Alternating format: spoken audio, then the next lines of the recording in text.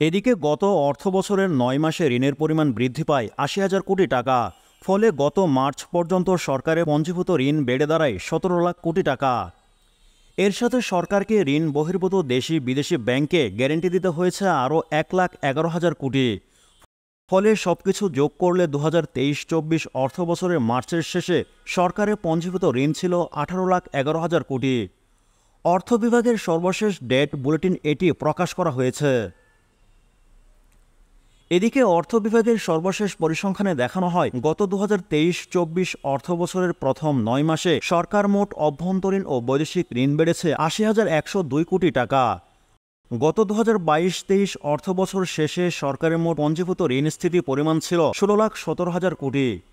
এটি জিডিপির মোট দেশজ উৎপাদন ৩৬.৭৮%। টিম টিআরসি হৃদয়ে ধারণ করে বাংলাদেশ।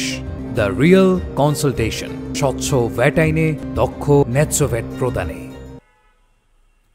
অন্যদিকে অর্থ বিভাগের হিসাব অনুযায়ী মার্চের শেষে সরকারের পঞ্জীভূত মোট অভ্যন্তরীণ ঋণ স্থিতি দাঁড়িয়েছে ৯,৮২,৭৪৩ কোটি টাকা। এটি জিডিপির ১৯.৫৬% এবং মোট পঞ্জীভূত ঋণের ৫৮%। ২০২৩ সালের জুন শেষে সরকারের অভ্যন্তরীণ ঋণের স্থিতি ছিল ৯,৪৪,৩৩৫ কোটি। এটি ছিল জিডিপির ২১.২২%। সরকারের অভ্যন্তরীণ ঋণ স্থিতি পর্যালোচনা করলে দেখা যায়, বর্তমানে ব্যাংক ব্যবস্থা থেকে সরকার গৃহীত ঋণের পরিমাণ বেশি, সঞ্চয়পত্র খাত থেকে সরকারে গৃহীত পঞ্জীভূত ঋণের পরিমাণ কমেছে।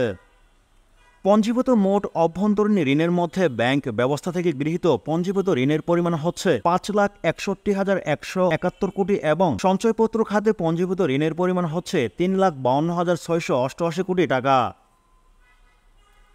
অন্যদিকে গত মার্চ শেষে সরকারের পঞ্জীভূত বৈদেশিক ঋণের স্থিতি পরিমাণ দাঁড়িয়েছে বাংলাদেশি মুদ্রায় ৭,১৪,৬৭২ কোটি। এটি জিডিপির ১৪.২২% এবং মোট পঞ্জীভূত ঋণের ৪২%। গত ২০২৩ সালের জুন শেষে সরকারের বৈদেশিক ঋণের স্থিতি ছিল ৬,৭২,৯৭৮ কোটি। এটি ছিল জিডিপির ১৫.১২%। অর্থ বিভাগ বলছে, এর বাইরে সরকার প্রদত্ত কিছু আর্থিক গ্যারান্টি বা ব্যাংক গ্যারান্টি রয়েছে। গত মার্চ শেষে অভ্যন্তরীণ ও বৈদেশিক সহ সরকার মোট আর্থিক গ্যারান্টির পরিমাণ দাঁড়িয়েছে বাংলাদেশি মুদ্রায় ১,১১,৫৩০ কোটি টাকা।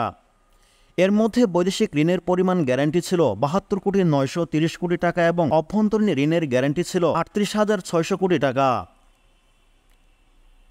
এদিকে অর্থ বিভাগের একজন কর্মকর্তা জানান, করোনার উত্তর পরিস্থিতি মোকাবিলায় ও রাশিয়া ইউক্রেন যুদ্ধজনিত কারণে সরকারের ব্যয় বৃদ্ধি এবং কিছু মেগা প্রকল্পের কারণে সার্বিক ঋণ স্থিতি বেড়েছে, তবে এটি এখনও ঝুঁকিসীমার নিচে। আন্তর্জাতিক মুদ্রা তহবিলের IMF টেকসই কাঠামো ডেট সাস্টেনেবল ফ্রেমওয়ার্ক DSF এর মানদণ্ড অনুযায়ী জিডিপির ৫৫% ঋণকে ঝুঁকিপূর্ণ হিসেবে বিবেচনা করা হয়। কিন্তু আগের সরকারের ফেলে যাওয়া এই বিশাল অঙ্কের ঋণ যদি নিয়মিত পরিশোধ করতে না হয়, তবে সেটি হবে বাংলাদেশের জন্য বেশ ঝুঁকিপূর্ণ। ইতিমধ্যেই ঋণ অর্থনীতিকে ঝুঁকির মধ্যে ফেলে দিয়েছে। এসব কারণে আগের সরকারের ঋণের কিছু বিষয় পূর্ণ মূল্যায়ন করা উচিত বলে মনে করা হচ্ছে।